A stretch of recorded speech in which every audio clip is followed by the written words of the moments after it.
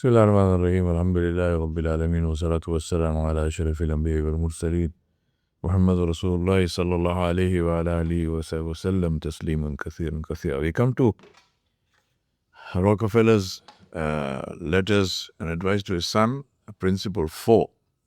It's a very interesting one. He says, money is fire. Use it or get burnt. The commentator says that Rockefeller never worshipped money. He compared it to fire. He said it can warm your home or burn it down. It can feed the hungry or destroy the greedy. He donated 500 million and secured his legacy.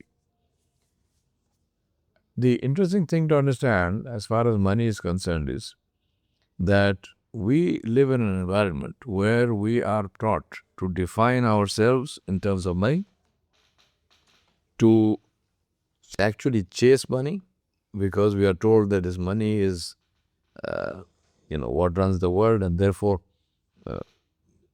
your net worth defines you, and so-and-so's net worth is this much and net worth is that much. So effectively you're saying that a person is worth the value of his or her possessions.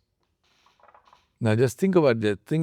Just the thought that your worth, who you are, what you are, your worth is to be measured, or that's what they want you to do, in terms of how many things you have. So whether those are, shares in a company, or whether they are your houses or cars or whatever, this is your worth. And the whole idea of this is because we live in an environment where it's the ruling principle is commercialism. The religion is commercialism. And the temples of that religion are the shopping malls, online or in actual, physical.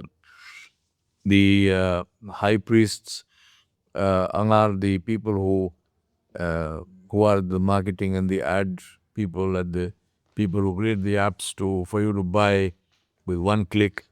They want to make it as easy for you to buy as possible. And even the fact that returns are free, including shipping is free in most cases, is to encourage you to buy more. It's to encourage you to buy more, to encourage you to buy without thinking, because I can always return it. While the people who are selling, they make money as long as they can register a sale. So it doesn't matter how long the person uses that thing which he bought, doesn't matter.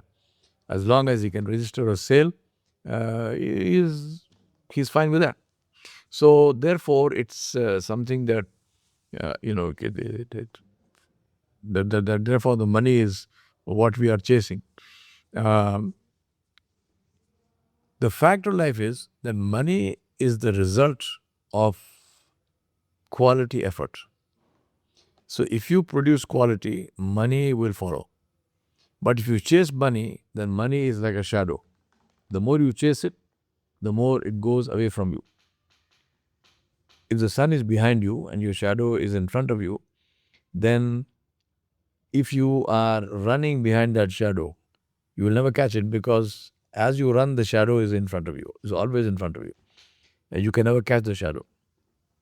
But if you turn around and you face the sun, then the shadow is chasing you.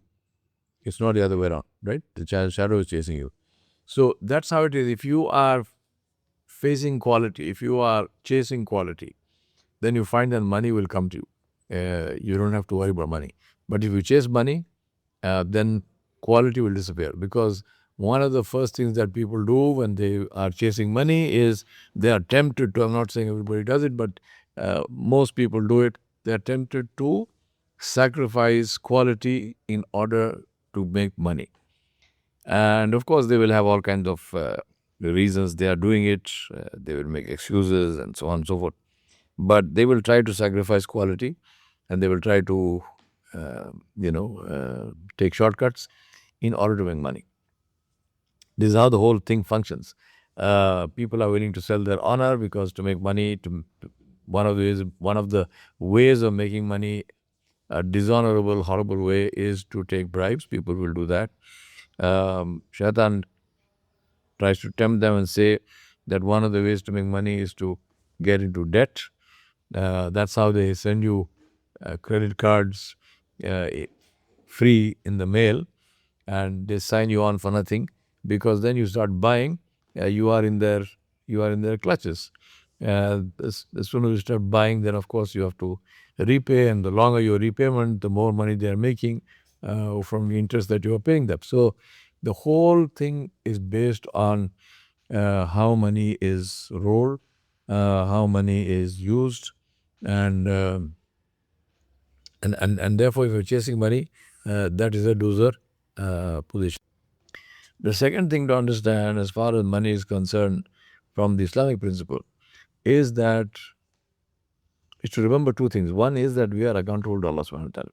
No matter what we do, we are accountable to Allah subhanahu wa ta'ala. So no matter who tells you what story. For example, one of the big reasons why people make money and they fall into the haram of interest-based dealings, on which Allah subhanahu wa ta'ala declared war, is because Shaitan and Shaitan's agents trick them into saying that, I'll let the money come, and once the money comes, and we will use it for good deeds, and we will do this and do that, and give in charity and build a masjid or give money to a madrasa or whatnot. First of all that stuff will still not save you from the wrath of Allah subhanahu wa ta'ala, because Allah subhanahu wa ta'ala's hukum and His order is not based on what you do with the money after you get it. How you get the money is an independent question by itself, and what you do with the money is another independent question by itself. So one could earn halal and spend haram, or earn haram and spend halal, but one does not cancel out the other. So if you are earning haram, then spending on halal things will not cancel out the haram earning. The punishment of the haram earning remains where it is. And also, if it is haram earning, then Allah subhanahu wa ta'ala does not accept that money in zakat, or does not accept that money in charity. So it's a foolish thing to imagine that. Only people who are ignorant and who have fallen into the trap of shaitan will go on that route. So that's the first thing. Second thing we have to understand is that at the end of the day, when we come before Allah subhanahu wa ta'ala, we will be questioned about what we did with our money. And therefore, if we invest in ourselves, in our own akhirah, then one of the best uses of money is to spend it in charity, is to spend it to alleviate suffering, it is to spend it to help people who are in need, and not in just accumulating all kinds of toys, whether they are dinky cars, or whether they are Ferraris and Bugattis, or whether they are little boats, or whether they are super yachts. They are all toys. And that is the worst possible use of money, to do that. Instead of that, if you bring smiles to the faces of people who had until then been starving, or they needed medical attention, or they needed houses, or they needed education, and so on, this is a way of building a legacy which money enables and empowers us to do. So money is like a double-edged sword. It's it's like a golden sword, for example, or golden knife. How you use it is in your control, and therefore the important thing is to use it in the best possible way. हमारे पास हैदराबाद में बोलते सोने की छुरी रहे तो भोग लेते, क्या बोलते? If it's a golden knife, will you commit suicide with it? Because it's golden, you stab yourself. No, you don't, because the knife is a knife, whether it's gold or not, doesn't matter. And therefore you use it wisely for the right reasons, and for the right in the right places. So therefore, what must you do with the money is, I always say this: transfer it from your life back account into your akhirah account. Transfer it from this dunya account into the akhirah account, because it's your money. It's your money both the accounts are yours. If you take the money in this life and spend it in this life, you will answer to Allah in the akhirah. But if you take the money in this life and spend it on akhirah related things, then inshallah, with Allah subhanahu wa ta'ala, you will have reward. So it makes eminent sense to take this money and invest it in the akhirah. And the investment in the akhirah is in all actions of public good, all actions of helping others, all actions which please Allah subhanahu wa ta'ala. So earn halal and spend halal. This is the winning principle of Islam. But mixing it up is a cause of concern and a problem. So money is fire, use it or get burnt. That's Rockefeller's advice to his son, and that is principle number 4. وصلى الله على نبي الكريم وعلى آله وصحبه أجمعين برحمتك يا رب.